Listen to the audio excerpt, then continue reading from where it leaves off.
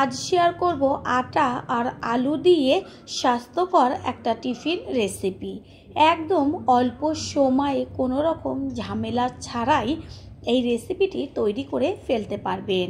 এই রেসিপিটা এতটাই টেস্টি হয়, বাচ্চারা কেন সাথে বড়রাও কিন্তু একটার বদলে 10টা খেয়ে নেবে, এটা আমি গ্যারান্টি দিয়ে বলতে পারি।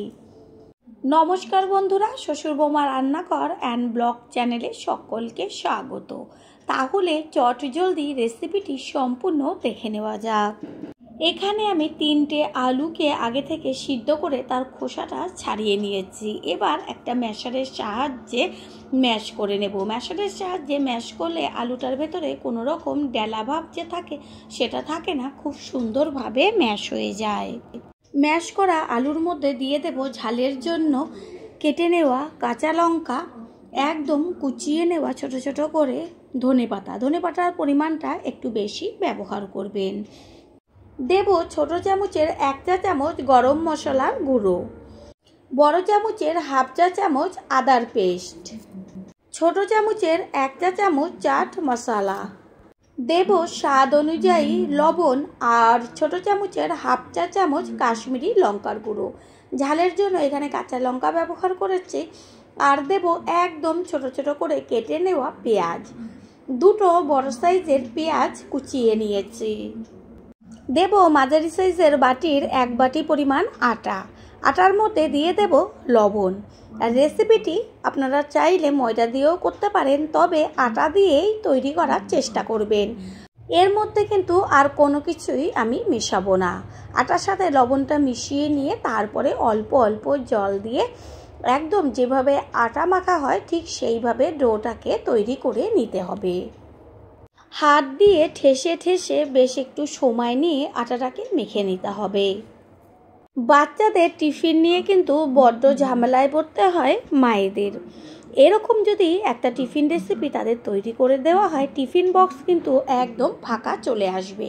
কথা বলতে বলতে সুন্দরভাবে আটাটা মেখে নেওয়া হয়ে গেল। এবার ডো তৈরি করে নেব। এবার আগে যে আলুর মধ্যে সমস্ত কিছু দিয়ে রেখেছিলাম, এবার সেটাকে হাত দিয়ে ভালো করে মেখে নিতে হবে। আলু ভালো করে মেখে নেওয়া হয়ে গেল। এইবার যে আটার লেচিগুলো তৈরি করে রেখেছিলাম সেইখান থেকে একটা আটার লেচি নিয়ে এবার রুটির মতন করে বেলে নেব। ঠিক রুটি যেমন বড় বড় সাইজ করা হয় ওইভাবেই আটার লেচির ওপরে অল্প আটা ছড়িয়ে দিয়ে তারপরে বেলে নেব। পুরনো বন্ধুদের সবসময় আমাদের পাশে এইভাবে ভালোবেসে সাপোর্ট করার জন্য অনেক অনেক ভালোবাসা। রুটিটা একটু বড় করে বেলে নেওয়ার চেষ্টা করবেন। এইখানে একটা রুটি বেলে নেওয়া হয়ে গেল। আর এইভাবে কিন্তু সব রুটিগুলোকে আগে বেলে তারপরে রেখে দেব। এবার একটা রুটি নিচে রেখে তার উপরে দিয়ে দেব টমেটো সস। ঠিক এইভাবে টমেটো সস দিয়ে তারপর চামচ দিয়ে সম্পূর্ণ রুটিটার গায়ে কিন্তু সুন্দরভাবে মাখিয়ে দিতে হবে। রুটিটার গায়ে সসটা ভালো করে মাখিয়ে নিয়েছি। এইবার যে আলুটা সব কিছু দিয়ে মেখে নিয়েছিলাম সেই আলুর পুরটা সম্পূর্ণ রুটির ওপরে কিন্তু সুন্দরভাবে চামচ দিয়ে ছড়িয়ে ছড়িয়ে দিতে হবে। সম্পূর্ণ রুটিটার গায়ে আলুর যে পুরটা ছিল সেটাকে দিয়েছি। এর উপরে আবারও একটা বেলে নেওয়া রুটি আস্তে করে রেখে রুটিটাকে একটু হাত দিয়ে চেপে দিতে হবে। তারপর আবারও চামচ দিয়ে দিয়ে দিচ্ছি গ্রিন চিলি সস। এখানে চাইলে আপনারা আপনাদের পছন্দ মতো সসও ব্যবহার করতে পারেন। রুটির ওপরে সসটা মাখিয়ে নিয়ে তারপরে আবারও যে আলুর পুরটা করে রেখেছিলাম সেই আলুর পুরটা সম্পূর্ণ রুটির ওপরে সেমভাবে ছড়িয়ে দিয়ে দেব। এইভাবে রেসিপিটি তৈরি করে খেয়ে দেখবেন, তারপরে সে কমেন্ট করে জানিয়ে যাবেন যে কেমন হয়েছিল।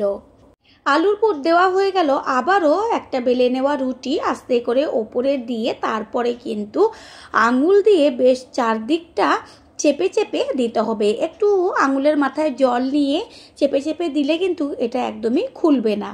আপনারা হয়তো ভাবতেই পারেন যে একটা রুটির ওপর আর একটা রুটি এইভাবে দিয়ে তো একটা টিফিন রেসিপি তৈরি হবে না। এইটা দিয়ে কিন্তু অনেকগুলোই টিফিন তৈরি হয়ে যাবে। রুটির ধারের দিকগুলো আঙুল দিয়ে বেশ সম্পূর্ণটাই কিন্তু চেপে দেওয়া হলো, আর একটুও কিন্তু খুলে যাবে না। তারপর একটা ছুরি নিয়ে রুটিটার মাঝখান থেকে একভাবে কিন্তু কেটে অর্ধেক করে দিতে হবে। তারপর আবারও উল্টো দিক থেকে মাঝখান থেকে কেটে 4 টুকরো করে নিতে হবে। এইভাবে কেটে 8 পিস করে নেব, মানে একটা রুটির থেকে 8 পিস টিফিন তৈরি হয়ে যাবে। দেখতে কত সুন্দর লাগছে। একটা করে পিস হাতের ওপর তুলে তারপরে থালার ওপর সুন্দরভাবে সাজিয়ে নেব। একটাও কিন্তু পুর ভেতর থেকে বেরিয়ে যাবে না। একটা বড় সাইজের পাত্রের মধ্যে নিয়েছি ময়দা 2 চা চামচ আর 1 চিমটে লবণ। তার মধ্যে দিয়ে দিচ্ছি কুচিয়ে নেওয়া ধনেপাতা। এইখানে আপনারা চাইলে সাদা তিলও ব্যবহার করতে পারেন। জল দিয়ে ময়দাটাকে গুলে নেব। এই ব্যাটারটা কিন্তু একদম থকথকে ঘন হবে না, একটু পাতলা করে ব্যাটারটাকে তৈরি করে নিতে হবে।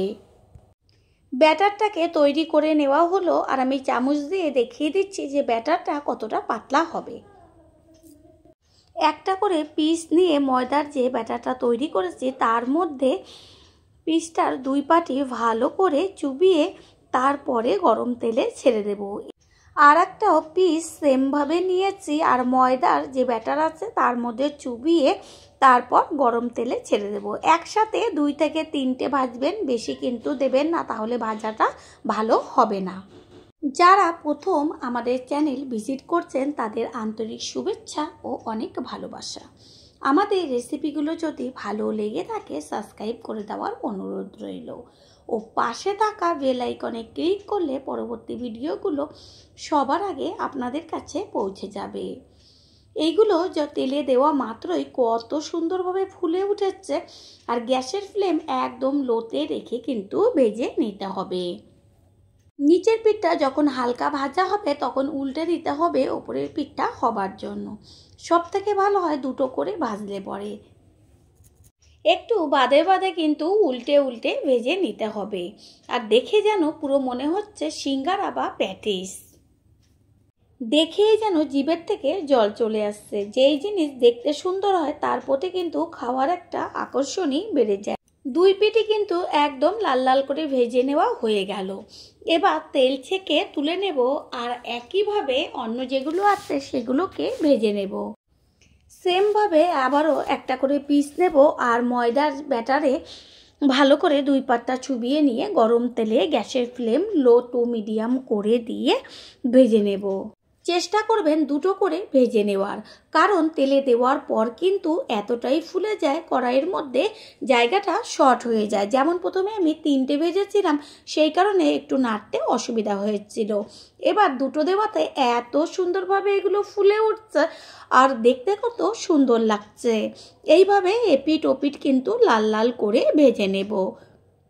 সবগুলো যদি আলাদা আলাদাভাবে ভাজা দেখায় তাহলে কিন্তু অনেকটাই বড় হয়ে যাবে, সেই কারণে সম্পূর্ণ ভাজাটা একবারে দেখিয়ে দিচ্ছি। এগুলো কিন্তু সব ভেজে নেওয়া হয়ে গেল। তৈরি হয়ে গেল টেস্টি টেস্টি টিফিন রেসিপি।